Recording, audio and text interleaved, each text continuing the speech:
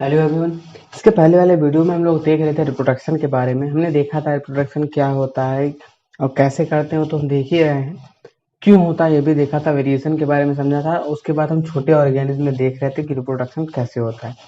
उसमें मैंने आपको बहुत चीज़ें बताई थी, जैसे कि आपको मैंने बताया था कि जैसे होते हैं तो सेल डिवीजन जो होता है, फिजन, उसके दो टाइप बताए थे, binary fission, multiple fission. Binary fission को आपने समझा था, ठीक है, जिसमें अमीबा, लिस्मानिया, ठीक है, ये सब वगैरह ये सब आते हैं, पैरामीशियम, ये सब आते हैं, उनके बारे में समझा था। फिर आपने मल्टीपल फिजन के बारे में देखा था। उसमें आपने देखा था कि कैसे एक अच्छा एग्जांपल प्लाज्मोडियम का हमने समझा था, ठीक है, जो कि आपके लीवर में अटैक करता है, उसके बारे में हमने समझा था। और भी हमने बताया था कि कैसे एक सेल दूसरे सेल में डिवाइड होती, कैसे रिप्रोड्यूस करती है। उसके बाद हम एक दूसरा टाइप देखते हैं जिसका नाम होता है बडिंग, ठीक है। बडिंग से कैसे रिप्रोडक्शन होता है वो हम देखते हैं। बडिंग का मतलब क्या है, पहले हम कंसेप्ट तैयार करते हैं, ठीक है, उसके बाद फिर समझते हैं डेफिनेशन। देखिए बडिंग जो होता है, बडिंग देखिए एक आप समझ रहे होंगे, यहाँ पे बड लिखा है, उसके बाद बडिंग है। तो बडिंग तो एक प्रोसेस हो गई, ठीक है। यहाँ पर बड का मतलब क्या है, ठीक।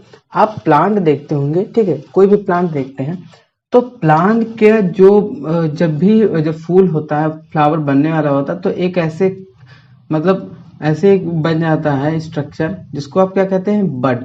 और इसको हिंदी में कली कह देते हैं, ठीक है, कली कह देते हैं। कहते हैं मतलब कली निकल रही है, अभी कुछ दिन बाद फ्लावर बन जाएगा। तो ऐसे ही ये बडिंग वही चीज है, ठीक है।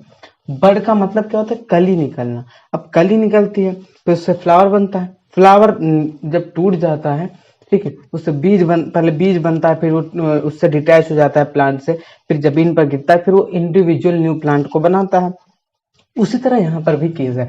जब वहां पर दूसरा प्लांट बनाता तो यानी रिप्रोडक्शन हो रहा है, उसने उसको डिटैच कर दिया, पहले उसमें सीड बनी, फिर वो अपने मेन प्लांट पेरेंट प्लांट से हट गया, ठीक है। दो प्लांट थे पहले जिसके पास था, तो उसमें जब सीड बन गई, ठीक है, पहले ऐसे कली निकली, फिर धीरे धीरे फ्लावर, फिर सीड, ऐसे सब बना। तो सीड जब उससे डिटैच हो गया पेरेंट प्लांट से, तो जब वो जमीन पे गिरा तो एक इंडिविजुअल प्लांट में बन गया।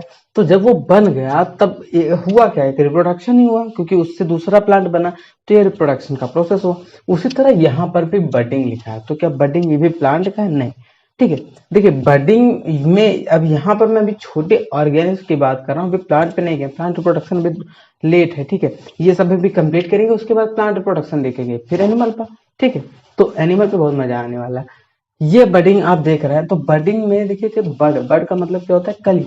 अब इसका डेफिनेशन समझते हैं। अच्छा पहले रुक जाइए, पहले आपको मैं बता देता हूँ होता इसके एग्जांपल पहले देखिए, डेफिनेशन बाद में आपको बताता हूँ। आप पहले कंसेप्ट तैयार कर लीजिए, उसके बाद में अगर डेफिनेशन आप पढ़ेंगे ना, खुद आपको याद हो जाएगी। देखिए कहता क्या है, बडिंग में होता क्या है कि एक ऑर्गेनिज्म बनेगा, दूसरे ऑर्गेनिज्म से बनेगा, लेकिन कली उसमें निकलेगी, जैसे प्लांट में होता है उसी तरह इसमें होता है। एग्जाम्पल की बात करूं तो देखिए, ईस्ट होता है, सैक्रोमाइसिस जिसे हम कहते हैं, बेकर्स ईस्ट, ठीक है। ये एक एग्जाम्पल है यूनिसेलुलर का, ये यूनिसेलुलर में भी हो जाता है, ठीक है। उसका एग्जाम्पल क्या है, ईस्ट। दूसरा आता है मल्टी सेलुलर। मल्टी सेलुलर का एग्जाम्पल सबसे अच्छा है हाइड्रा, ठीक है। और भी स्पंजेस हैं, कोरल्स हैं, सबसे अच्छा एग्जाम्पल हाइड्रा है।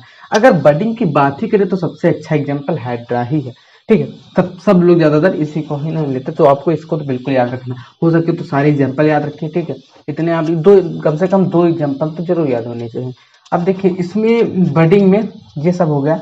अब होता कैसे है देखते हैं, ठीक है, मैकेनिज्म देखते हैं अब बडिंग का। तो देखिए जैसे ये एक हाइड्रा है, ठीक है, इसको मैंने कह दिया पेरेंट हाइड्रा, क्योंकि इसी से बनेगा दूसरा हाइड्रा, तो इसको मैंने कह दिया पेरेंट हाइड्रा, ठीक है। ये हो गया आपका पेरेंट हाइड्रा।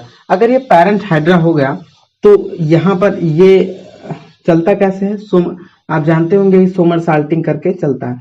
अब देखिए यहाँ, अब ये दूसरे स्टेप में हो क्या रहा है कि एक हाइड्रा था, दूसरे स्टेप में यहाँ पर आपको कोई चीज दिख रही होगी, ये क्या है, यहाँ पर तो कुछ नहीं था, लेकिन यहाँ पर एक चीज दिख रही है, उसको हम क्या कहते हैं, बड, ठीक है। ये हुई क्या है, ये है बड। यहाँ के सेल ने क्या किया, यहाँ के जो सेल थे उन्होंने कॉन्टिन्यूसली डिवाइड किया। यहाँ के न्यूक्लियस जो थे, न्यूक्लियस ने डिवाइड किया, न्यूक्लियस जो थे डिवाइड किया,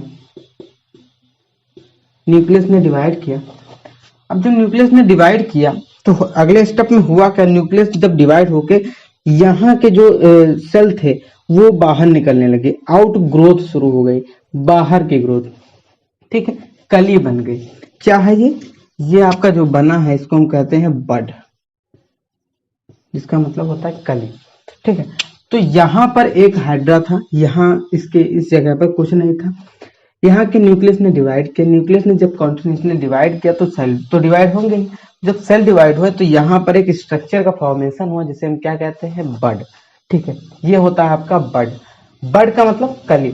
अब ये जो आउट ग्रोथ है, ठीक है, अंदर बाहरी ग्रोथ, ठीक है, तो ये आउट ग्रोथ है यानी बाहरी ग्रोथ है, बाहर की तरफ ग्रोथ हो रही है। अब ये जो है ये बड इससे जुड़ा रहेगा तब तक जब तक ये खुद मैच्योर नहीं हो जाएगा, ये खुद कैपेबल नहीं हो जाएगा कि अगर मैं इससे हट जाऊं तब मैं खुद अपनी जीवन जी सकता हूं, खुद अपनी लाइफ को सस्टेन कर सकता हूं। जब तक मतलब ये खुद से नहीं चाहेगा तब तक ये डिटैच नहीं हो सकता। अगर ये किसी भी कारण से अगर डिटैच हो जाता है, यहाँ से हट जाता है, डिटैच मतलब हट जाता है, तब अटैच मतलब जुड़ना और डिटैच मतलब अगर ये हट जाता है तब ये मतलब अपनी लाइफ को सस्टेन नहीं कर पाएगा, मर जाएगा, ठीक है। तो यहाँ पर ये मल्टी सेलुलर का एग्जांपल आप देख रहे हैं हाइड्रा। हाइड्रा में क्या हुआ फिर से मैं आपको बताता हूँ। यहाँ के सेल ने क्या किया, कॉन्टिन्यूसली डिवाइड किया, न्यूक्लियस ने डिवाइड किया, ठीक है, तो सेल तो डिवाइड होंगे, सेल ने डिवाइड किया तो यहाँ पर एक हो गई आउट ग्रोथ। आउट ग्रोथ जब शुरू हुई तो यहाँ के आउट ग्रोथ शुरू होने से किसका फॉर्मेशन हुआ, बड। देखिए यहाँ पे होता क्या है, जैसे एक सेल था, मैं आपको बता देता हूँ थोड़ा और। जैसे यहाँ पर एक सेल था, यहाँ पर एक सेल था, एक सेल का बता रहा हूँ और बहुत सारे सेल के साथ ऐसा होगा। तो यहाँ के सेल न्यूक्लियस ने डिवाइड किया, जब न्यूक्लियस डिवाइड करेंगे तो यहाँ पे आउट ग्रोथ शुरू हो जाएगी, ऐसे ऐसे आउट ग्रोथ शुरू होगी न्यूक्लियस के कॉन्टिन्यूस डिवाइड होने से। तो जितने न्यूक्लियस डिवाइड हो जाएंगे फिर ये इससे जुड़ा रहेगा, बड का फॉर्मेशन कर रहा है। यहाँ पर इस तरफ बड एक सेल थी, उससे न्यूक्लियस डिवाइड हुआ तो यहाँ पे आउट ग्रोथ शुरू हुई, तो यहाँ पे बड का फॉर्मेशन कर रहा है। अब इसी से दो सेल इंडिविजुअल बन जाएंगे। तो यहाँ पर क्या हो रहा है, वही तो हो रहा है।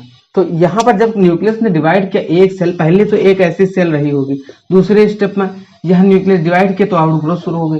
आउट ग्रोथ जब शुरू हुई तो देखिए आउट ग्रोथ हो नहीं रही, एक सेल के साथ ऐसा हो रहा है। तो यहाँ पे बहुत सारे सेल हैं, बहुत सारे सेल के साथ जब ऐसा होगा तो इस तरह का स्ट्रक्चर बनेगा जिसे हम कहते हैं बड।